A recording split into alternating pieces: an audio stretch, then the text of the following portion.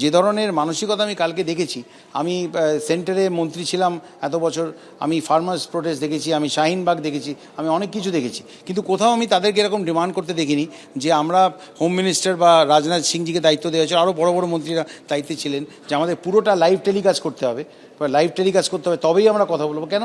नीरा सफेद तुरंत खुले, भरपूर झाग दे और इसकी स्मार्ट साइंस दे स्मार्ट केयर और फ्रेशनेस। मेरी चॉइस मेरा सफेद। আর যদি লাইভ টেলিকাস্ট করার অনুমতি না দিই, তার মানে আপনি কিছু লুকোতে চাইছেন? এটা হয় নাকি? আবার যারা আগামী দিনে ডাক্তার হবে, যারা ডাক্তার অলরেডি হয়েছে, তারা মুখ্যমন্ত্রীকে 2 ঘন্টা বসিয়ে রেখে বাইরে থেকে বেরিয়ে আসবে কেন? আপনারা প্রিকন্ডিশন দিয়ে, আমার মনে আছে কেন্দ্রীয় সরকার পরিষ্কার বলেছিল যে কোনো প্রিকন্ডিশন দিয়ে কখনো আপনার হতে পারে না, আলোচনা হতে পারে না। আপনি যা বলতে চান, স্বয়ং মুখ্যমন্ত্রী বসে আছে, আপনারা গিয়ে বলুন না। আপনাদের বলতে অসুবিধে কী আছে? আপনাদের এতটাই ইগো যে আপনারা একটা পয়েন্টে যে এটা লাইভ টেলিকাস্ট করতে হবে, সব কিছু পাবলিক ডোমেনে ডাইরেক্টলি হতে হবে, তার কি মানে আছে? ডাক্তারদের কথা যেমন আমরা শুনবো, মাননীয় মুখ্যমন্ত্রী যখন নিজে শুনবেন, তেমনি মুখ্যমন্ত্রী কী বলতে চাইছেন তার দিক থেকে সেটাও আপনাকে শুধু, আপনারা সকালে বলবেন যে মুখ্যমন্ত্রী পদত্যাগ করুন, আবার বিকেলে বলবেন মুখ্যমন্ত্রীর সঙ্গে দেখা করতে চান। এগুলো কোথাও ডাইকটমি হয়ে যাচ্ছে না, একটা দ্বিচারিতা হয়ে যাচ্ছে না? আমার 2টি মেয়ে, আমি জাস্টিস চাই না, কিন্তু আমি এখন কিচ্ছু না করে, আমি মিনিস্ট্রিতে না গিয়ে, এত লোক কাজ করছে তাদের সব কিছু বন্ধ করে দিয়ে, কোনো ফাইল না ছেড়ে আমি গিয়ে একটা জায়গায় বসে থাকবো এবং ধরে থাকবো যে আমি আমার বসের সঙ্গে আলোচনাই করবো না। তাতে কি কোনো প্রবলেমের সলিউশন আছে? যারা জুনিয়র চিকিৎসকেরা রয়েছেন, আন্দোলনকারীরা রয়েছেন স্বাস্থ্য ভবনের সামনে, আজকে 4র্থ দিনে যাদের আন্দোলন পড়লো, বৃষ্টি হয়ে চলেছে, সেই বৃষ্টি মাথায় করেই ধর্ণা চালিয়ে যাচ্ছেন জুনিয়র ডাক্তাররা। পরপর 3টে দিন কেটে গিয়েছে, ভেস্তে গিয়েছে বৈঠক, এখনো অধরা রফা সূত্র, আজকে 4র্থ দিন, তারপরেও অবস্থানে অনড় রয়েছেন আন্দোলনকারী জুনিয়র চিকিৎসকেরা।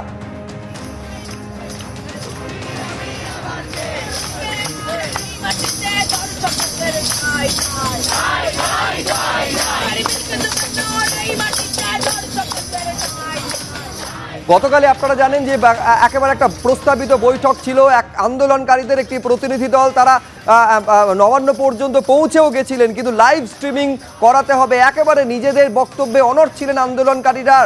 নবান্ন রাজি না হওয়ায় সেই প্রস্তাবিত বৈঠক ভেস্তে গিয়েছে। এই অবস্থায় এই আরজিকর কাণ্ডে বা রাষ্ট্রপতির হস্তক্ষেপ চেয়ে মেল পাঠালেন, চিঠি লিখলেন এই আন্দোলনকারী জুনিয়র ডাক্তার। আমি সরাসরি ঝিলম করঞ্জায় থেকে আরো বিস্তারিত জানতে চাইবো। অর্থাৎ এইবারে রাষ্ট্রপতি, প্রধানমন্ত্রী, কেন্দ্রীয় স্বাস্থ্যমন্ত্রীর হস্তক্ষেপ তারা দাবি করছেন, কি চাইছেন, চিঠিতে ঠিক কি বলা হয়েছে ওয়েস্ট বেঙ্গল জুনিয়র ডক্টরস ফ্রন্টের তরফে? ঝিলম, তোমাকে জানিয়ে রাখবো, এই যে চিঠির কথা বলা হচ্ছে, এই চিঠিটি জুনিয়র ডক্টরস ফ্রন্টের পক্ষ থেকে 12ই সেপ্টেম্বর করা হয়েছিল, অর্থাৎ এখানে অবস্থানের অনেক আগে। ঘটনা ঘটার পর তারা পুরো বিষয়টা জানাতে সবাইকে জানিয়েছিলেন, যোগাযোগ করেছিলেন, এবং সেই জায়গা থেকে রাষ্ট্রপতিকেও ইমেল করেছিলেন তারা, উপরাষ্ট্রপতিকে, প্রধানমন্ত্রীকে, সকলকে। এবং রাষ্ট্রপতিকে ইমেলের পাশাপাশি যেটা বিষয় হচ্ছে যে তারা এই মুহূর্তে যেটা চাইছেন যে রাষ্ট্রপতির তরফ থেকে এই বিষয়ে কোনো ইমেল বা জবাব বা প্রতিক্রিয়া, এবং সেই বিষয়টা করা যায় কিনা সেই নিয়েই তারা একটা পথ খুঁজছেন।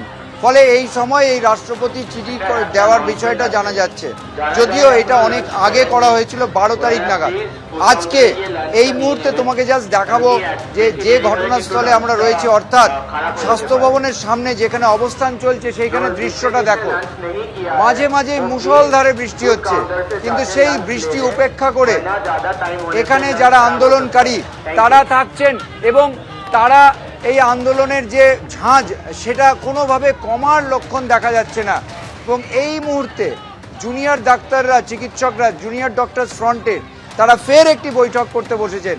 তারা আইনি যে বিভিন্ন জটিলতা থাকতে পারে বা আইনের যে পদক্ষেপগুলো সেই বিষয়গুলো খতিয়ে দেখছেন, অর্থাৎ সুপ্রিম কোর্ট তাদেরকে যে কাজে যোগ দিতে বলেছে সেই নির্দেশ এবং সেই পরামর্শ, সেটার পরিপ্রেক্ষিতে তাদের কি হতে পারে।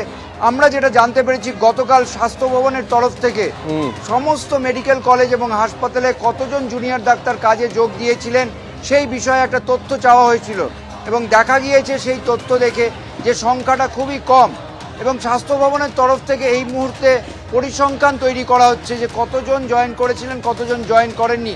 আইনি জটিলতার বিষয়গুলোও আছে, সমস্ত দিক নিয়েই জুনিয়র ডাক্তাররা জয়েন জেনারেল বডি বৈঠক করছেন, কিছুক্ষণ পরে বৈঠক শেষ একেবারে হলে সেই তারা জেনারেল বডি সাংবাদিকদের বৈঠকের সঙ্গে পর মুখোমুখি তারা হবেন। কি সিদ্ধান্ত নেন সেদিকে নজর থাকবে। কিন্তু গতকাল একেবারে রাজ্যবাসী তাকিয়েছিলেন, যেখান থেকে এই জটিলতার অবসান হতে পারে একটা সম্ভাবনা তৈরি হয়েছিল গতকাল নবান্নে প্রস্তাবিত বৈঠককে কেন্দ্র করে। কিন্তু লাইভ স্ট্রিমিং করাতে হবে এই দাবিতে অনড় থাকায় শেষ পর্যন্ত ভেস্তে গিয়েছে বৈঠক। এই প্রস্তাবিত বৈঠকে লাইভ স্ট্রিমিং এর অনুমতি নবান্ন দেয়নি। তা নিয়ে কি বলছেন জুনিয়র ডাক্তাররা, দেখুন। আমরা সবসময় সদর্থক আলোচনাই চাইছি, যাতে আমরা এই ধরনের যে অচলাবস্থা চলছে সেটা কাটিয়ে আমরাও চাই রোগী পরিষেবার দিকে ফিরে যেতে।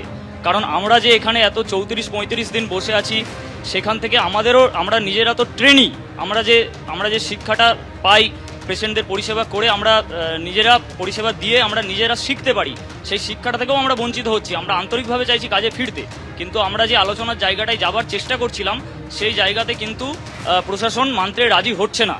লাইভ স্ট্রিমিংয়ের যে ব্যাপারটা সেটা তো প্রথম থেকেই করা দরকার ছিল, কারণ লাইভ স্ট্রিমিং না হলে স্বচ্ছতাটা থাকবে কি করে, সবাই আমরা কি আলোচনা করছি সেটা বুঝতে পারবে। তো সেটা যেহেতু হয়নি, তাই বৈঠক ভেস্তে গেল। আজ দেখি প্রশাসন কি সিদ্ধান্ত নেয়, আমরা তো আলোচনা করার জন্য সবসময় রাজি আছি। লাইভ স্ট্রিমিং সব জায়গাতেই হচ্ছে, ইভেন সুপ্রিম কোর্টের যেটা ম্যাটার চলছে সেটাও লাইভ স্ট্রিমিং হচ্ছে। এছাড়াও অনেক যত প্রশাসনিক যত মিটিং হচ্ছে সেগুলোও লাইভ স্ট্রিমিং হচ্ছে। আমরা যে দাবিটা করছি, যে 5 দফা দাবি রেখেছিলাম, সেটা অভয়ের এই কেসের সাথে যথেষ্ট লিঙ্ক আছে, সেই জন্যই আমরা ওই 5 দফা দাবি রেখেছি। এবার সেটার জন্য যে মাননীয় মুখ্যমন্ত্রী যে ডিসিশন নেবেন বা যা ডিসকাস করবেন, সেটা যাতে সবাই জানতে পারে, সেই জন্যই আমরা সেই সুবিচারের দিকে আমরা গেছিলাম। তো দেখা যাক।